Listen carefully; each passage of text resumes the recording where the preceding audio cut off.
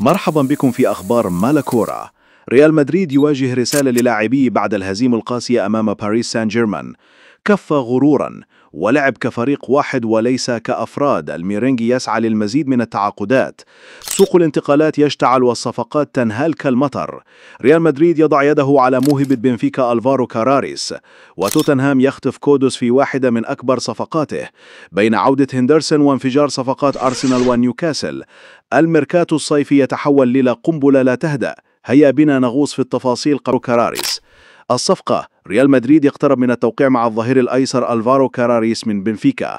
التفاصيل: 50 مليون يورو. اللاعب وافق منذ يونيو وكان ينتظر الملكي فقط. سيسافر اللاعب للفحص الطبي. ألونسو يجهز لموسم ناري، ويبدو أن الكاستية لن تكون محطة كاراريس بل الفريق الأول مباشرة. الخبر الصادم: ريال مدريد مستعد للاستماع لعروض رودريغو والقرار النهائي بعد اللاعب. السعر المطلوب 100 مليون يورو.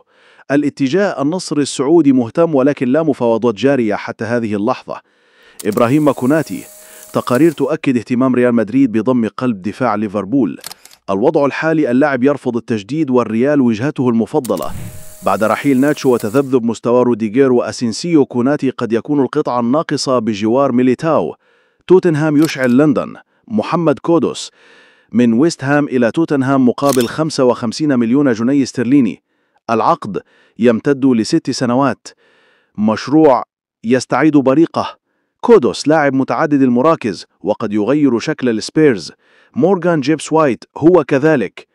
بمجموع 115 مليون باوند خلال 24 ساعة فقط. إدارة توتنهام ترسل رسالة واضحة: نريد المنافسة على الألقاب الموسم. برنتفورد يوقع مع هندرسون. جوردان هندرسون ينضم من أياكس بعقد لمدة عامين. قائد ليفربول السابق يعود للبريمير ليج بحثا عن مكان مع إنجلترا في يورو 2028. أرسنال يفجر قنبلة مادويكي. 50 مليون جنيه استرليني لموهبة تشيلسي. العقد 5 سنوات. أرتيتا يستهدف تنويع أسلحته على الأطراف، وقد يرى في مادويكي نسخة هجومية من ساكا في الجهة المقابلة. نيوكاسل يدخل على الخط. أنتوني إيلانغا من نوتنغهام قابل 55 مليون. نابولي يرفض عرضا ضخما.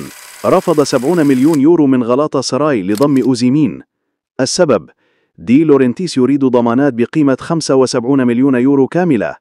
بين العناد والواقعية، نابولي لا يزال مترددا في بيع نجمه رغم رغبة اللاعب بالمغادرة.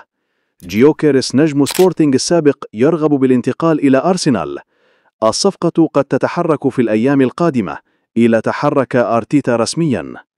صفقات نارية، قرارات مصيرية، وأموال تتطاير يمينا ويسارا.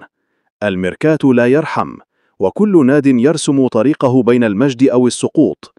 إلى هنا تنتهي نشرتنا الإخبارية، ولا تنسى الاشتراك لمزيد من الأخبار الحصرية والتحليلات المجنونة. كرة القدم. أراكم في الفيديو القادم.